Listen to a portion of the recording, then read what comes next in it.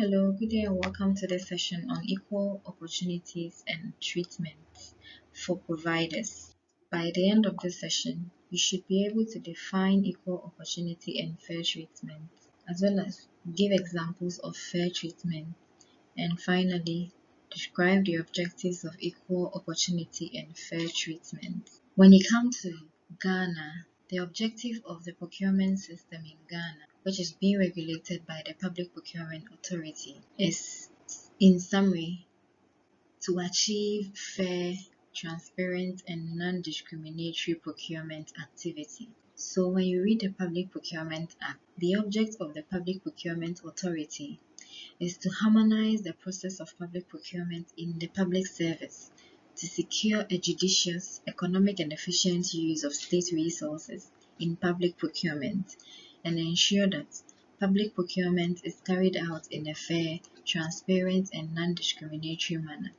So you realize that at the latter part of the objects of Public Procurement Authority is the concept of equal treatment and fairness. So the laws or the remit of the laws of public procurement in Ghana ensures that procurement is undertaken while ensuring that each supplier or each actor in the public procurement process is treated equally without any form of favoritism or without considerations of nepotism or any other form of unfairness. Equal opportunity is described as a state of fairness in which job applicants are treated similarly, unhampered by artificial barriers or prejudices or preference, except when particular distinctions can be explicitly justified. In essence, equal treatment should be applied at all stages of the public procurement process without giving favoritism to any supplier. If you come to the situation in Ghana's public procurement system, you realize that for situations where equal treatment through open competition or open tendering cannot be achieved, the entity which seeks to limit competition would have to provide justifiable reasons why they seek to exclude or limit competition in their public procurement proceedings.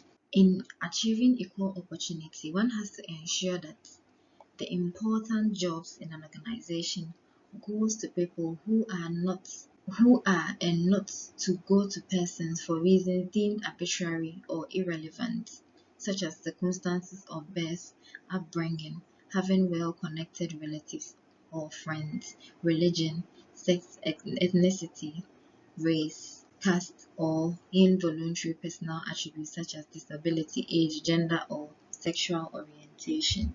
So the main goal of equal treatment seeks to remove arbitrariness from selection process and base public procurement processes on a pre-established or pre-agreed basis of fairness, with the assessment process being related to the type of position and emphasizing procedural and legal means. So equal treatment, as has been established, equal treatment or equal opportunities and treatment of suppliers should be considered at all stages throughout the procurement process, from need identification to contract management.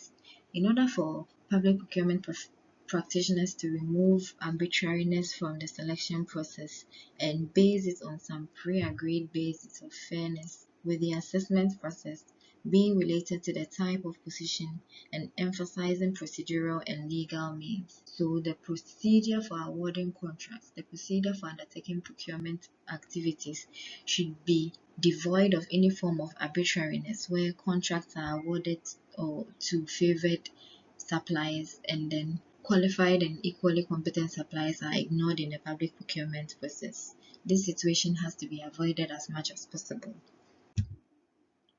So in contrast to nepotism, equal treatment uses pre-established, pre-agreed criteria to apply to all interested and qualified suppliers who are involved in the procurement process.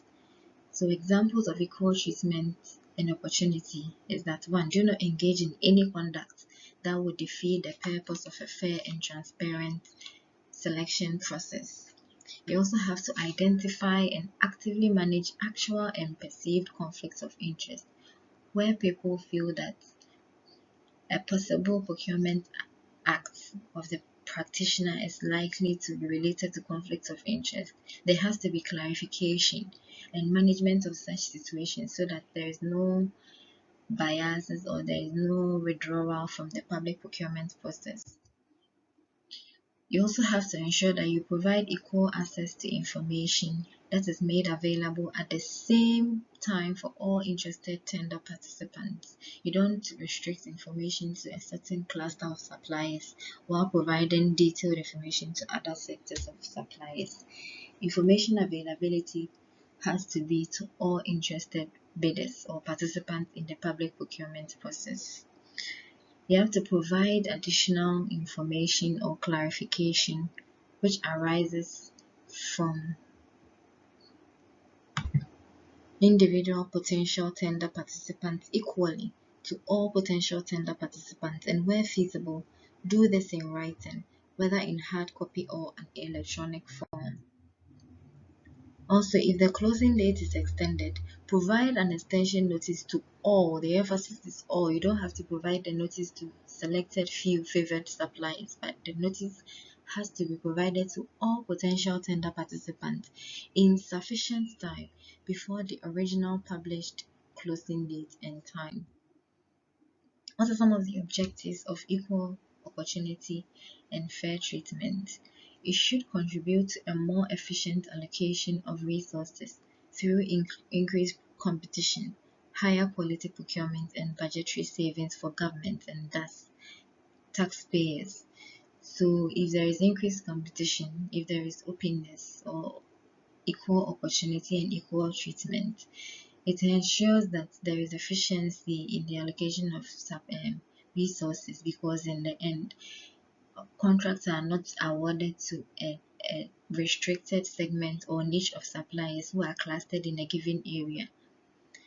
It also seeks to ensure that the function of procurement in public organizations is done in an open and transparent manner, which has been emphasized as part of competition and then the principle of equal treatment. It also seeks to avoid discrimination among potential bidders based on the idea of fairness to individuals. So if there is equal treatment, it means a given criteria is being applied to everybody and there is no limitedness of the criteria to, or there is no modification of the criteria to a niche, as well as a distinction being made in terms of the criteria applied to a given different niche.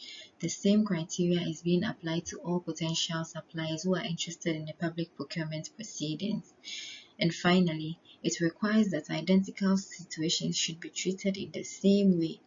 It also requires that different situations should not be treated the same way.